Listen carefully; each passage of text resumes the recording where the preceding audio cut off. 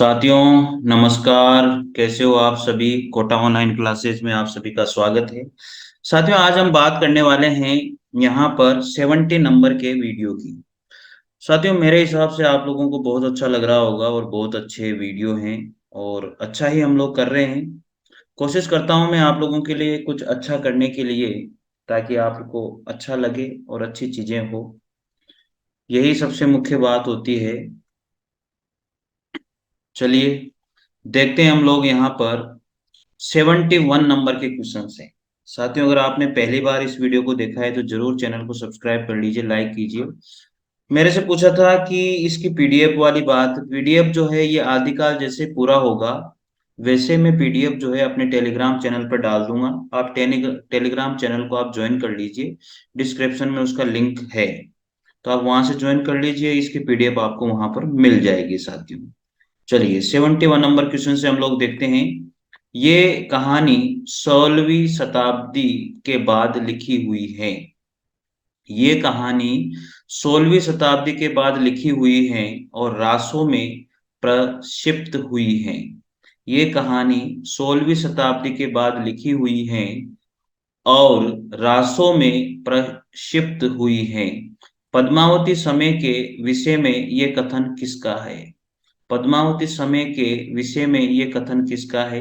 Assistant professor के लिए बात की जा रही है, तो पेपर में आया हुआ है प्रश्न। अच्छा प्रश्न है। ये आचार्य हजारी प्रसाद द्विवेदी के द्वारा कहा गया कथन है। ये कहानी 16वीं शताब्दी के बाद की लिखी हुई है और रासों में प्रक्षिप्त हुई है। पद्मावती समय के विषय में ये कथन किसका है? आचार्य हजारी प्रसाद द्विवेदी का ये कथन है साथियों। Very important question. मैं तो कहूंगा एक ही क्वेश्चन इंपोर्टेंट नहीं है साथियों, सारे ही क्वेश्चन इंपोर्टेंट हैं। ये कहानी 16वीं शताब्दी के बाद लिखी हुई है और रासों में प्रक्षिप्त है। पद्मावती समय के विषय में ये कथन आचार्य हजारी प्रसाद द्विवेदी का है। आचार्य हजारी प्रसाद द्विवेदी जन चेतना की दृष्टि से साहित्य इतिहास के शोधकर्ता, मार्मिक विचारक, उपन्यासकार, ललित निबंधकार तथा संपादक और बहुश्रुत आचार्य के रूप में मान्य हैं। तो इतनी सारी बातें यहाँ पर आचार्य हजारी प्रसाद द्विवेदी के लिए कही गई है। ये जन चेतना की दृष्टि से साहित्य इतिहास के शोधकर्ता है, मार्मिक विचारक हैं, उपन्यासकार हैं, ललित निबंधकार हैं, संपादक हैं, बहुश्रुत आचार्य के रूप में मान्य हैं। आचार्य हजारी प्रसाद द्विवेदी को चिन्मुखी मानवता के अन्वेषक के रूप में जाना जाता है। चिन्ह उन्मुखी या उमुखी मानवता के अन्वेषक के रूप में इनको जाना जाता है। आचार्य हजारी प्रसाद द्विवेदी की प्रमुख आलोचनात्मक रचनाएं यहाँ पर दी गई हैं। शूर साहित्य 1930 में लिखी, हिंदी साहित्य की भूमिका 1940 में, कबीर रचना इनके द्वारा लिखी गई 1941 में, हिंदी साहित्य का आदिकाल 1952 में, सहज साधना इन्होंने 1963 में लिखी, कालिदास की लालित्य योजना इन्होंने 1965 में लिखी, मध्यकालीन बोध का स्वरूप 1970 में लिखी। तो हिंदी साहित्य की भूमिका, हिंदी साहित्य का उद्भव और इतिहास, हिंदी साहित्य का आदिकाल, ये रचनाएं तो आप सबको पता है कि मुख्य रचनाएं इनकी रही है। कबीर 1941 में भी इनके द्वारा रचना लिखी गई, आलोचनात्मक रचनाएं सारी की सारी। कालिदास की लालित्य योजना ये रचना इन्होंने लिखी और मध्यकालीन बोध का स्वरूप 1970 में इन्होंने लिखा। पद्मावती समय जो रासों का 20वां समय या सर्ग है में चंद्रबरदाई ने श्रृंगार, वीर, रौद्र, विभस और भयानक रसों का सजीव या यथार्थ अंकन किया है साथियों। पद्मावती समय जो है रासों का 20वां समय सर्ग है। ये पद्मावती समय जो है 20वां समय सर्ग है रासों का। और चंद्रबरदाई ने इसमें श्रृंगार, वीर, रौद्र, विभस और भयानक रसों का सजीव और यथार्थ अंकन किया है साथियों। आगे देखते हैं। चंद्रबरदाय द्वारा रचित पृथ्वी रासों में 69 समय या सर्ग हैं। ये क्वेश्चन भी अनेक बार पूछा जाता है।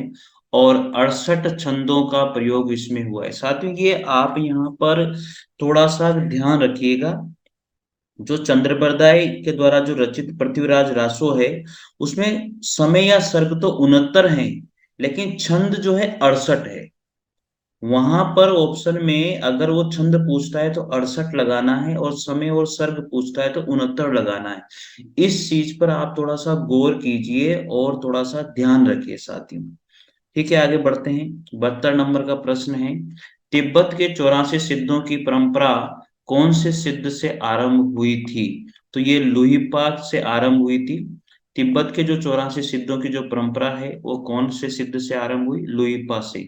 तिब्बत के 84 सिद्धों की परंपरा लुहीपा से आरंभ मानी जाती है। बहुत बढ़िया प्रश्न है साथियों, आप लोग देख भी रहे होंगे, नोट्स भी बना रहे होंगे, मुझे पता है इस चीज के लिए। अगला प्रश्न है 73 का, निम्न में से कौन आदिकाल के अंतिम चरण के सुप्रसिद्ध कवि माने जाते हैं? आदिकाल के अंतिम चरण के सुप्रसिद्ध कवि जो माने जाते हैं वो अमीर खुसरो को ही माना जाता है। आदिकाल का जो अंतिम चरण के जो सुप्रसिद्ध कवि हैं वो अमीर खुसरो ही है साथियों। अमीर खुसरो के बारे में हमने बहुत सारे वीडियो पहले देख लिए हैं, वैसे पढ़ लेते हैं, पढ़ने में कोई पेट दर्द नहीं होता। अमीर खुसरो आदिकाल के अंतिम चरण के सुप्रसिद्ध कवि हैं। अमीर खुसरो का वास्तविक नाम अब्बुल हसन था। ये निजामुद्दीन औलिया के शिष्य थे। खुसरो द्वारा रचित ग्रंथों की संख्या 100 बताई जा गई है, जिनमें महत्वपूर्ण है खालिक बारी, पहेलियां, मुकरियां, दो सूखने और गजल। ईश्वरी प्रसाद ने अमीर खुसरो को महाकवि या कवियों में राजकुमार की संज्ञा दी है। ईश्वरी प्रसाद जो थे उन्होंने अमीर खुसरो को महाकवि कहा और कवियों में राजकुमार इन्होंने कहा था। स्वयंभू जो है 8वीं सदी के कवि माने जाते हैं, अपभ्रंश भाषा के महाकवि थे। स्वयंभू जो थे अपभ्रंश भाषा के महाकवि थे और 8वीं शताब्दी के कवि माने गए हैं। इनके जो ग्रंथ है वो पहुम चरिव, रिठनेम चरिव। इन्हें अपभ्रंश का वाल्मीकि कहा जाता है। अपभ्रंश का वाल्मीकि किसको कहा जाता है? स्वयंभू को कहा जाता है। तो ये इनके लिए इंपॉर्टेंट बात हो जाती है कि अपभ्रंश का वाल्मीकि किसको कहा जाता है? स्वयंभू को कहा जाता है। स्वयंभू जो है अपभ्रंश भाषा के महाकवि माने जाते थे। स्वयंभू का जो समय है वो 8वीं शताब्दी का रहा है। स्वयंभू की जो प्रसिद्ध रचना है वो पहुम चरिव और रिटनेव चरिव रही है, जो अपभ्रंश में लिखी गई रचनाएं हैं। अमीर खुसरो को ईश्वरी प्रसाद ने जो है महाकवि और कवियों में राजकुमार कहा है। ये बात आप सबको पता होगी। अमीर खुसरो का जो वास्तविक नाम था वो अब्बुल हसन था। अमीर खुसरो को आदिकाल का जो है मुख्य कवि माना जाता है, खड़ी बोली का कवि माना जाता है, और खड़ी बोली का तो ये मान के चलिए कि सब कुछ ही इनको माना गया है। और आदिकाल के अंतिम चरण के सुप्रसिद्ध कवि अमीर खुसरो को माना गया है। अमीर खुसरो का वास्तविक नाम अब्बुल हसन था। और इनके जो शिष्य थे उनका नाम, इनके जो गुरु थे वो थे निजामुद्दीन औलिया। अमीर खुसरो के द्वारा लिखी गई जो ग्रंथों की संख्या है वो 100 बताई जाती है। और इनके महत्वपूर्ण ग्रंथ रहे खालिक बारी, पहेलियां, मुकरियां, दो सूखने और गजल। इतने सारे क्वेश्चन इसमें बन जाते हैं। पुष्पदंत जो है ये 10वीं शताब्दी के कवि माने जाते हैं, को अपभ्रंश का भवभूति कहा जाता है। देखो आप, स्वयंभू को अपभ्रंश का वाल्मीकि कहते हैं और पुष्पदंत दंत को जो है अपभ्रंश का भवभूति कहा जाता है। इनके ग्रंथ है महापुराण, अणेय कुमार और चरिव और जसहर चरिव, ये इनके ग्रंथ है। महापुराण आ जाता है इनका पुष्पदंत का अधिकतर। आगे प्रश्न है, हिंदी साहित्य का प्रथम महाकाव्य कौन सा है? हिंदी साहित्य का प्रथम महाकाव्य कौन सा माना जाता है? चंद्र बरदाई के द्वारा रचित पृथ्वीराज रासो को हिंदी साहित्य का प्रथम महाकाव्य माना जाता है। हिंदी साहित्य का प्रथम महाकाव्य पृथ्वीराज रासो है। पृथ्वीराज रासो की रचना जो है चंद्र बरदाई ने की थी, 8वीं सदी में की थी। रामकुमार वर्मा ने पृथ्वीराज रासो को डिंगल साहित्य का सर्वप्रथम काव्य कहा जाता है, ऐसी बात कही। चंद्र बरदाई को हिंदी साहित्य का सर्वप्रथम महाकवि माना गया। आगे पढ़ते हैं। पृथ्वीराज रासो में छप्पे छंदों की बहुलता है। इन छप्पियों के कारण इस ग्रंथ को लोकप्रियता मिली है। डॉक्टर गणपति चंद्र गुप्त ने अपने ग्रंथ हिंदी साहित्य का वैज्ञानिक इतिहास में शालिभद्र सूरि को हिंदी का प्रथम महाकवि माना। तो डॉक्टर गणपति चंद्र गुप्त ने जो है शालिभद्र सूरि को हिंदी का प्रथम महाकवि माना, और डॉक्टर रामकुमार वर्मा ने इनको माना है। तो हिंदी साहित्य का वैज्ञानिक इतिहास किसके द्वारा लिखा गया? हिंदी साहित्य का वैज्ञानिक इतिहास गुरु ग्रंथ है, और डॉक्टर गणपति चंद्र गुप्त के द्वारा लिखा गया। और डॉक्टर गणपति चंद्र गुप्त ने जो है हिंदी का प्रथम कवि शालिभद्र सूरि को माना जाता है। हिंदी साहित्य का प्रथम महाकाव्य पृथ्वीराज रासो को माना गया। हिंदी साहित्य का प्रथम महाकवि जो है चंद्र बरदाई को माना गया। पृथ्वीराज रासो चंद्र बरदाई ने 18वीं सदी में लिखा था, और पृथ्वीराज रासो में जो है डिंगल भाषा का प्रयोग हुआ है। ये बात, इतने सारे प्रश्न यहाँ से बन रहे हैं साथियों। 75 नंबर क्वेश्चन की बात करते हैं। सुमेलित करना है यहाँ पर गोरखनाथ और उनका युग। गोरखनाथ और उनका युग, ये प्रश्न है, थोड़ा सा इस प्रश्न में डाउट है, इसलिए आप इस प्रश्न को यहां से देखिए। गोरखनाथ और उनका जो युग है वो रांगे राघव का है। हिंदी काव्य में निर्गुण संप्रदाय पीताम्बर दत्त बड़तवाल ने लिखा। नाथ संप्रदाय हजारी प्रसाद द्विवेदी। और सिद्ध साहित्य धर्मवीर भारती। तो साथियों यहाँ पर थोड़ा सा गलत हो रहा है, ठीक है ना। सही सुमेलित इस प्रकार से हैं, जो यहाँ पर गलत हो रहा है, गोरखनाथ और उनका युग। गोरखनाथ और उनका युग जो है यहाँ पर किसके द्वारा लिखी गई है, रांगे राघव के द्वारा। नाथ संप्रदाय जो है पीताम्बर दत्त बड़तवाल। हिंदी काव्य में निर्गुण संप्रदाय यहाँ पर हजारी प्रसाद द्विवेदी। और सिद्ध साहित्य जो है धर्मवीर भारती है। तो इस तरह से ये मिलान करना है आप लोगों को, तो इस तरह से बन जाता है प्रश्न। अगला प्रश्न है, भरत मुनि ने अपभ्रंश को क्या नाम दिया था। भरत मुनि ने अपभ्रंश को क्या नाम दिया था, अच्छा प्रश्न है साथियों। तो भरत मुनि ने जो है अपभ्रंश को क्या नाम दिया, देखिएगा। थोड़ा सा इसको छोटा कर लेते हैं तो आपको सही नजर आ जाएगा ये। और थोड़ा सा छोटा करते हैं। चलिए, भरत मुनि ने अपभ्रंश को नाम दिया है लोक भाषा, देश भाषा, जन भाषा, अशुद्ध भाषा। देश भाषा नाम दिया है, क्या नाम दिया है, देश भाषा। भरत मुनि ने अपभ्रंश को नाम दिया है देश भाषा। साथियों, भरत भारत इस तरह से आप याद कर लेना। तो भारत मुनि, तो भारत देश है तो देश भाषा नाम दिया है। इस तरह से आप लोग याद कर सकते हो, इसको याद रख सकते हो। भरत मुनि दूसरी तीसरी शताब्दी ने अपभ्रंश की देश भाषा कहा, जबकि विद्यापति ने अपभ्रंश से भिन्न प्रचलित बोलचाल की भाषा को देश भाषा कहा है। अगला प्रश्न आता है साथियों यहाँ पर। अगला प्रश्न है, जन्म काल की दृष्टि से निम्नलिखित कवियों का सही क्रम बताना है आपको। तो सबसे पहले आते हैं, सी ऑप्शन राइट है, चंद्रबरदाय, जगनीप, खुसरो और श्रीधर। साथियों इनका तो देखो, इन प्रश्नों का कुछ नहीं कहा जा सकता। तुक्का लग जाए तो सही है, नहीं लगे तो फिर मामला गड़बड़ है। तो हम थोड़ा सा आइडिया लगा सकते हैं यार, चंद्रबरदाय पहले हुए हैं, खुसरो तो लास्ट में अंतिम चरण के आदिकाल के कवि माने गए हैं, तो खुसरो बाद में आएंगे। इस तरह से थोड़ा सा आइडिया लगा करके काम चलाया जा सकता है, क्योंकि इनकी डेट ऑफ बर्थ इतना कुछ याद नहीं रहता यार। ऐसे क्वेश्चनों में ज्यादा टाइम वेस्ट नहीं करना चाहिए। तो चंद्रबरदाय, जगनी, खुसरो और श्रीधर, ये ऑप्शन इसमें राइट है। तो जन्म काल की दृष्टि से आदिकालीन कवियों का सही क्रम है, चंद्रबरदाय ने 1168 से 1192 रखा, जगनीक 1173 ईस्वी, अमीर खुसरो 1253 से 1325 और श्रीधर ने 14वीं शताब्दी। ठीक है, थोड़ा सा इस तरह से याद कर लेना, ज्यादा डिटेल में पढ़ने की जरूरत नहीं इस क्वेश्चन। 78 नंबर का क्वेश्चन है, इनमें से कौन सा ग्रंथ लौकिक चरित काव्य माना गया है। इनमें से कौन सा ग्रंथ है जो लौकिक चरित काव्य माना जाता है, वो ग्रंथ है भविष्यत कहा।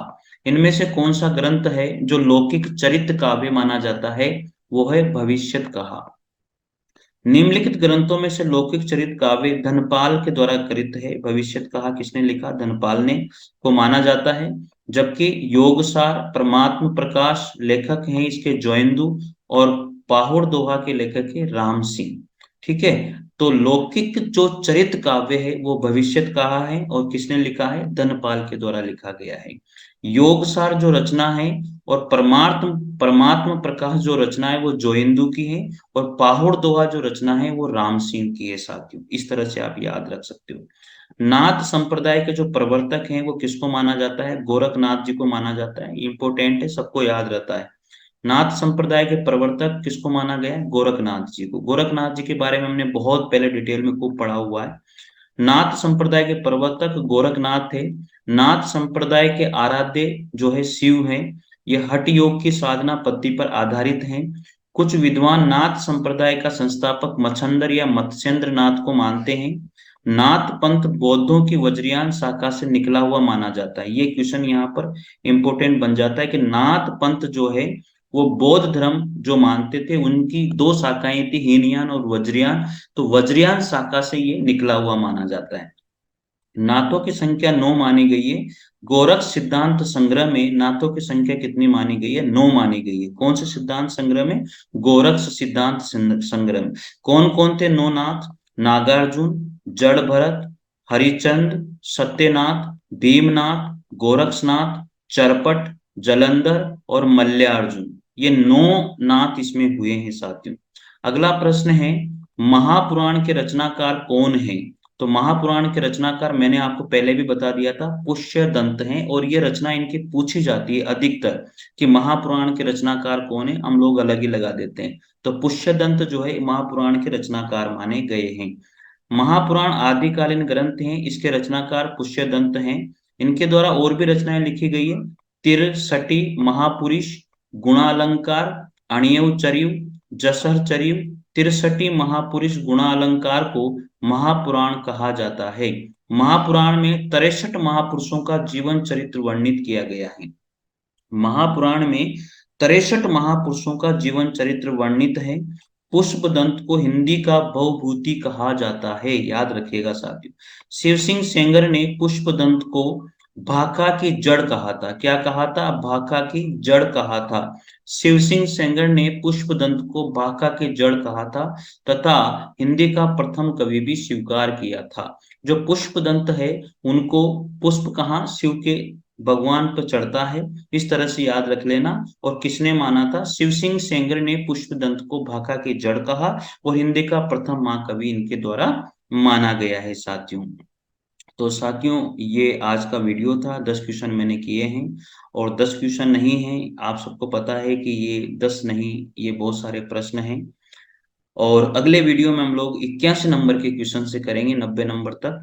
तो ये वीडियो अगर आपको अच्छा लगा है तो थोड़ा सा मुझे फीडबैक जरूर दें, और कमेंट करके जरूर बताएं कि कैसा लगा। और पहली बार आप देखते हो वीडियो को, जरूर चैनल को सब्सक्राइब कीजिए, लाइक कीजिए और शेयर जरूर कीजिए साथियों। इसकी पीडीएफ में टेलीग्राम चैनल पर डालूंगा, लेकिन तब डालूंगा साथियों जब आदिकाल के क्वेश्चन पूरे हो जाएंगे। इसलिए आप टेलीग्राम चैनल को ज्वाइन कर लीजिए और थोड़ा विश्वास रखिए, मैं जरूर निश्चित रूप से इसकी पीडीएफ डालूंगा, और मैं सारी पीडीएफ डालूंगा। और इससे जो है आप जब भी पढ़ते हो तो एक एक क्वेश्चन के अनेक तरह के क्वेश्चन बनते हैं, उस क्वेश्चन से व्याख्या सहित दिए हुए हैं। तो आप जरूर जो है नोट कीजिए, अपने एक रजिस्टर बना लीजिए प्रॉपर इनका। रोज इतने इतने भी करोगे तो भी आपको बेनिफिट ही मिलेगा साथियों। तो अच्छा लगा हो तो जरूर फीडबैक दीजिएगा। मिलते हैं अगले वीडियो के साथ, तब तक के लिए जय हिंद जय भारत, थैंक यू।